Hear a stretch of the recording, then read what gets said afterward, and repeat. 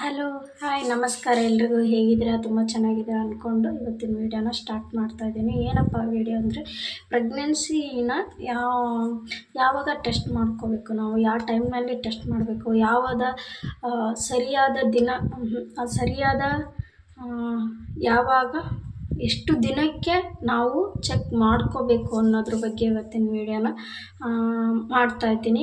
But ಸ್ವಲ್ಪ ಲೇಟಾಗಿ ಇವತ್ತು ಅಪ್ಲೋಡ್ ಮಾಡ್ತಾಯಿದ್ದೀನಿ, ದಯವಿಟ್ಟು ಕ್ಷಮಿಸಿ. ಯಾಕಂದರೆ ನಮ್ಮ ಕೆಲಸಗಳು ಆಗಿರ್ತವೆ, ಬಟ್ ವೀಡಿಯೋ ಮಾಡೋಕ್ಕಾಗಲಿಲ್ಲ ರಾತ್ರಿ. ಹಾಗಾಗಿ ನಾನು ಬೆಳಗ್ಗೆ ಬೆಳಗ್ಗೆ ವೀಡಿಯೋ ಮಾಡಿನೇ ಅಪ್ಲೋಡ್ ಮಾಡ್ತಾಯಿದ್ದೀನಿ, ಕ್ಷಮೆ ಇರಲಿ.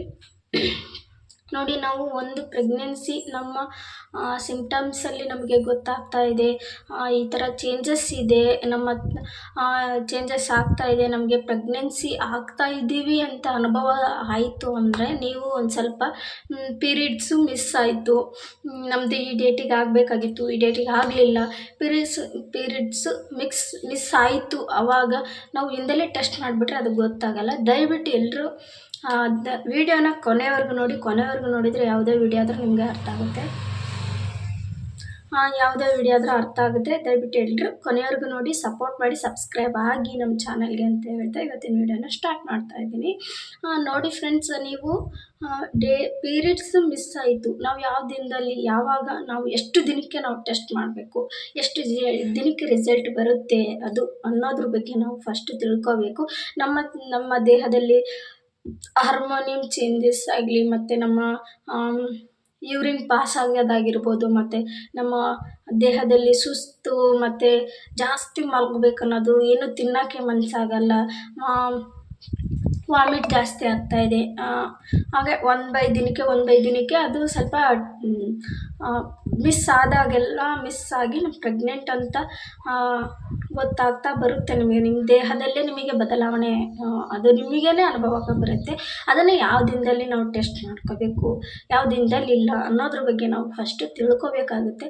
ಎಷ್ಟು ದಿನಕ್ಕೆ ನಾವು ಟೆಸ್ಟ್ ಮಾಡ್ಕೋಬೇಕಂದ್ರೆ, ಪೀರಿಯಡ್ಸ್ ಮಿಸ್ ಆಗಿ 10 ದಿನಕ್ಕೆ, ಯಾವ ಡೇಟಿಗೆ ಆಗಬೇಕಾಗಿತ್ತಲ್ವ ಆ ಡೇಟಿಗೆ ಆಗಲಿಲ್ಲ ನಮಗೆ ಅಂದರೆ, ಅವತ್ತಿನಿಂದ ಕೌಂಟ್ ಮಾಡಬೇಕು. ನೀವು ಎಷ್ಟು ದಿನಕ್ಕೆ ಟೆಸ್ಟ್ ಮಾಡಬೇಕು, ಎಷ್ಟು ದಿನಕ್ಕಿಲ್ಲ ಅಂತ 10 ಅಥವಾ 11 ದಿನ ಆದಮೇಲೆ ನೀವು ಟೆಸ್ಟ್ ಮಾಡಬೇಕು. ಯಾಕಂದರೆ ನೀವು ಹಿಂದಲೇ ಟೆಸ್ಟ್ ಮಾಡಿದ್ರಂದರೆ ಅದು ನೋ ಅಂತ ಬರುತ್ತೆ ರಿಸಲ್ಟು, ಎಸ್ ಅಂತ ಬರಲ್ಲ.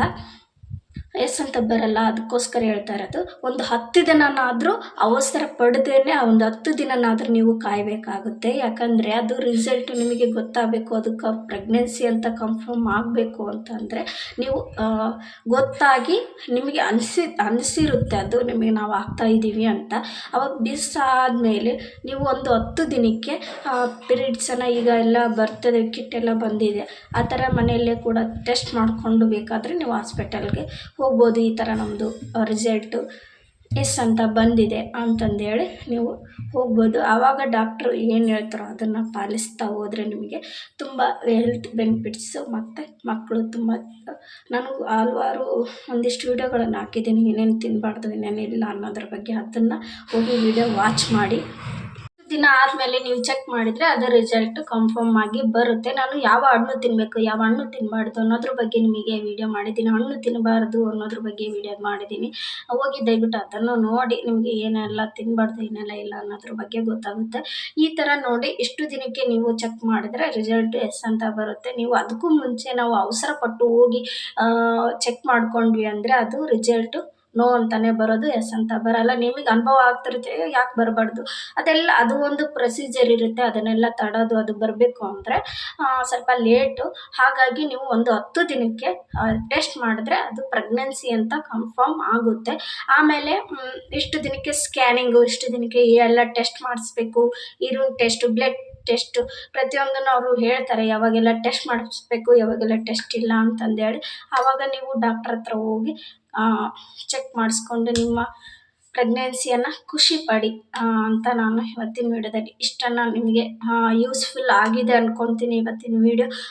ಈ ವಿಡಿಯೋ ನಿಮಗೆ ಇಷ್ಟ ಆಯ್ತು ಅಂದರೆ ಲೈಕ್ ಶೇರ್ ಕಮೆಂಟನ್ನು ಮಾಡಿ ಸಬ್ಸ್ಕ್ರೈಬ್ ಆಗೋದನ್ನು ಮರಿಬೇಡಿ ನಮ್ಮ ಚಾನಲ್ಗೆ ಅಂತ ಹೇಳಿದೆ. ಇವತ್ತಿನ ವಿಡಿಯೋನ ಸಿಂಪಲ್ಲಾಗಿ ಒಂದು ಟ್ರಿಕ್ಕಾಗಿ ತೊಗೊಂಡು ನಿಮಗೆ ಹೇಳಿದ್ದೀನಿ. ನನಗೆ ಗೊತ್ತಿದ್ದ ಮಟ್ಟಿಗೆ ನಾನು ತಿಳಿಸಿದ್ದೀನಿ. ನಿಮಗೇನಾದರೂ ಇದರಲ್ಲಿ ಇನ್ನೂ ಹೇಳಬೇಕಿತ್ತು, ಏನಾದರೂ ಹೇಳಬೇಕು, ಈ ಥರದ ವಿಡಿಯೋ ಮಾಡಿ ಅಂತಂದೇಳಿ ನನಗೆ ಕಮೆಂಟ್ ಮಾಡಿ. ನಿಮಗಾಗಿ ಗೊತ್ತಿಲ್ಲದನ್ನು ಕೇಳ್ರಿ, ನಾನು ಹೇಳ್ತೀನಿ.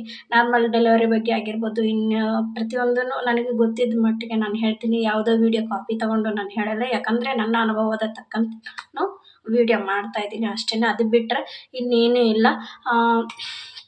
ಆದಷ್ಟು ನೀವೇ ನಿರ್ಧಾರ ತೊಗೊಂಡು ಏನೂ ತಪ್ಪಾಗಿ ಕಣ್ಕೊಳಕ್ಕೆ ಹೋಗ್ಬಿಡಿ. ಹಾಸ್ಪಿಟಲ್ಗೆ ಹೋಗಿ ಟೆಸ್ಟ್ ಮಾಡಿಸ್ಕೊಂಡು ಆರಾಮ್ಸೆ ಜೀವನವನ್ನು ಮಾಡಿ ಅಂತ ಹೇಳ್ತಾ ಇವತ್ತಿನ ವಿಡಿಯೋನ ಇಲ್ಲಿಗೆ ಎಂಡ್ ಮಾಡ್ತಾ ಇದ್ದೀನಿ. ಟೇಕ್ ಕೇರ್, ಎಲ್ರಿಗೂ ಬಾಯ್. ವಿಡಿಯೋನ ಫುಲ್ ವಾಚಿಂಗ್ ಮಾಡಿ, ಓಕೆನಾ? ಬಾಯ್. ಹಾಗೆ ಒಂದು ಲೈಕ್ ಕೊಡಿ.